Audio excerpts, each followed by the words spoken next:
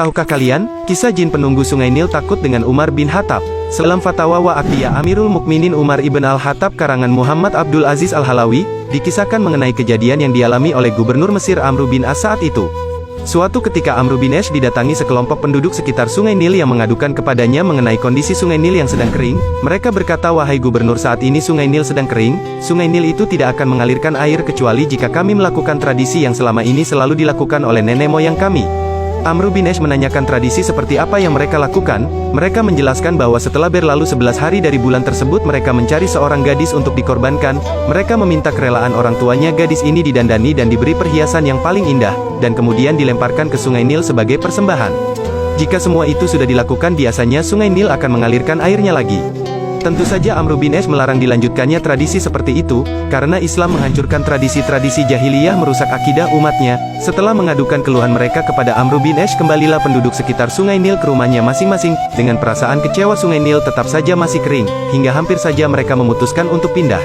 Melihat keadaan masyarakat yang memprihatinkan itu, Amr bin As mengirim surat kepada Umar bin Khattab, dan menceritakan keadaan tersebut. Umar membalas surat Amr bin As dan membenarkan tindakan yang diambilnya untuk menghentikan tradisi kuno tersebut.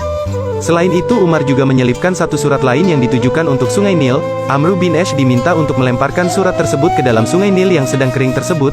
Isi suratnya adalah sebagai berikut, "Dari hamba Allah Umar bin Khattab Amirul Mukminin kepada hamba Allah Nil di Mesir Amabadu. Jika engkau mengalir karena kemauanmu sendiri, maka janganlah kamu mengalir, namun jika engkau mengalir karena diperintah oleh Allah, maka aku meminta kepada Allah yang Maha Esa lagi Maha Perkasa agar menjadikan mengalir." Amr bin As melemparkan surat tersebut ke Sungai Nil pada malam hari.